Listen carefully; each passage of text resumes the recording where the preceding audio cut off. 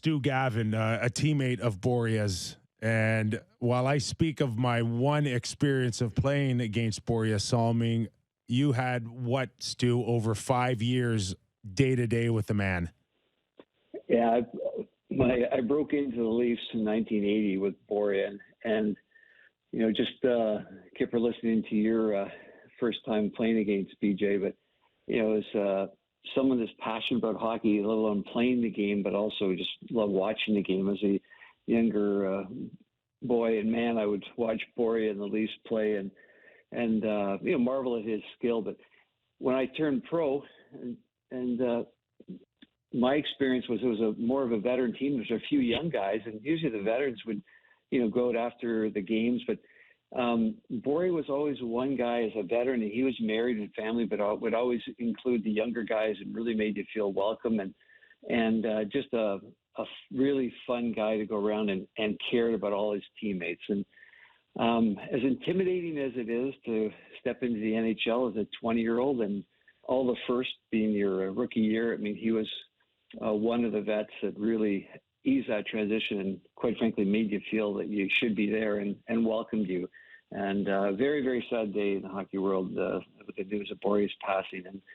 And really, it's after 5 years of knowing him and keeping in touch with him and having a relationship post-career, it's very sad for he and his family and for all the hockey community. And Stu, just to talk about Börje and the passion not only did he have for the game, but in life in general. And we know, Stu, that there were a few nights out that he probably enjoyed as much as the next guy. And we've all had those teammates that they could go out, they could have a few beers or maybe a few more, and still the next day, like, go out there and skate like the wind or be the best player the next night. And I couldn't be that guy. I knew it. Others knew it. But then there were these guys that were just specimen or just like ultra talented. But Börje could be that guy. Yeah, he was that guy. I think of when someone said, "What's it like to play with Börje?" Other than an unbelievably skilled individual and great teammate and a great leader, and but he was back in the '80s. There wasn't a lot of physical conditioning, and this guy was absolute ripped and Adonis, and you could just see all the muscles and the sinewy in his tendons and everything in his body, and it was like the medical chart where you see what his body looked like. But he was a Trojan. He was like just a warrior, and he would play really hard on the ice.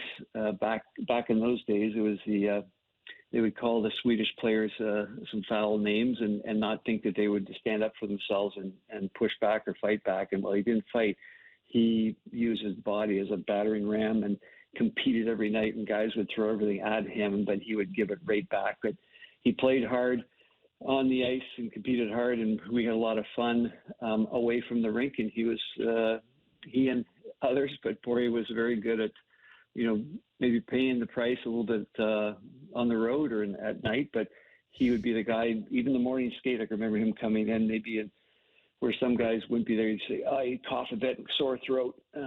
Literally jump on the ice with his trench coat on, throw the skates on his trench coat, just do a couple laps to see the skates. He was Batman.